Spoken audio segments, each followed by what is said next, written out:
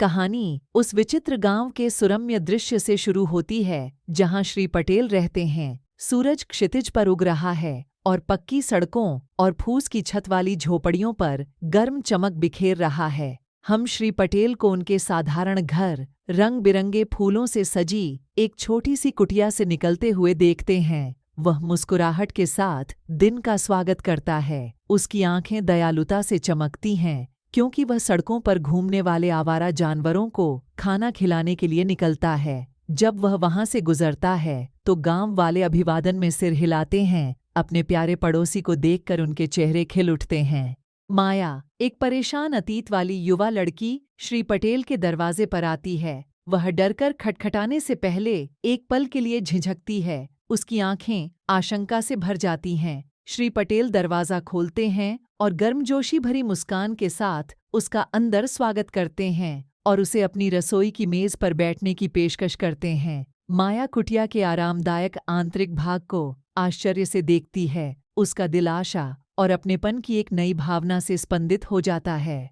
जैसे जैसे दिन बीतते हैं, हम माया और श्री पटेल को साझा भोजन और हार्दिक बातचीत के माध्यम से एक बंधन बनाते हुए देखते हैं। वे रसोई की मेज पर बैठते हैं। जब वे कहानियां और हंसी का आदान प्रदान करते हैं तो ताज़ी पकी हुई रोटी की सुगंध हवा में भर जाती है। श्री पटेल अपनी युवावस्था के किस्से साझा करते हैं जबकि माया उनके हर शब्द को ध्यान से सुनती है। उम्र और पृष्ठभूमि में अंतर के बावजूद वे दया और करुणा के लिए अपने साझा प्रेम में समान आधार पाते हैं।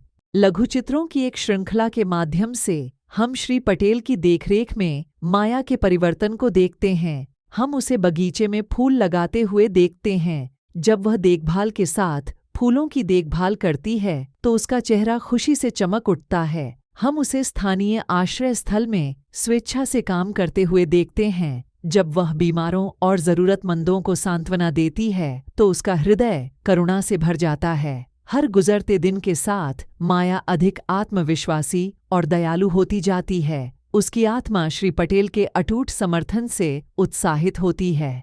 गांव में भयंकर तूफान आता है। तेज हवाएं और मूसलाधार बारिश परिदृश्य पर कहर बरपाती है। हम देखते हैं कि श्री पटेल की कुटिया को तत्वों द्वारा नष्ट कर दिया गया है। इसकी दीवारें चरमरा रही हैं और तनाव के कारण कराह रही हैं। अंदर श्री पटेल और माया एक साथ बैठे हैं। उनके दिल भय और अनिश्चितता से भारी हैं। जैसे जैसे तूफान बढ़ता है वे एक दूसरे से चिपक जाते हैं। अपनी साझा ताकत और लचीलेपन में सांत्वना पाते हैं।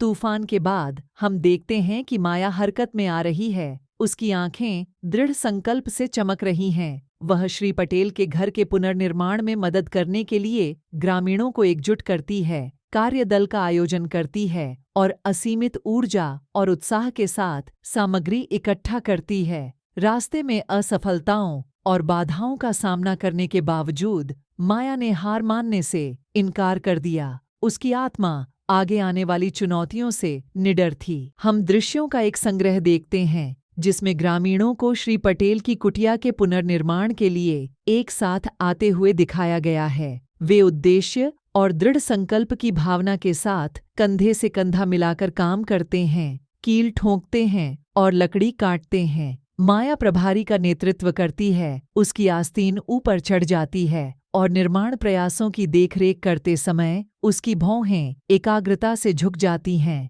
कड़ी मेहनत और लंबे समय तक काम करने के बावजूद हवा में सौहार्द और खुशी की भावना है, क्योंकि ग्रामीण जरूरत के समय अपने प्यारे पड़ोसी की मदद करने के लिए एक साथ आते हैं।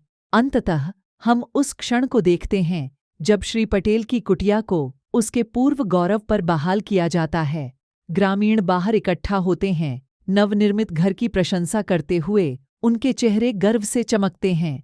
श्री पटेल दरवाजे पर खड़े हैं। उनकी आंखें कृतज्ञता के आंसुओं से चमक रही हैं और वह शब्दों से परे गर्मजोशी के साथ माया को गले लगाते हैं। उस क्षण में हम दया और करुणा की सच्ची शक्ति देखते हैं, क्योंकि यह लोगों को एक साथ लाती है और सबसे अंधेरे समय में आशा बहाल करती है।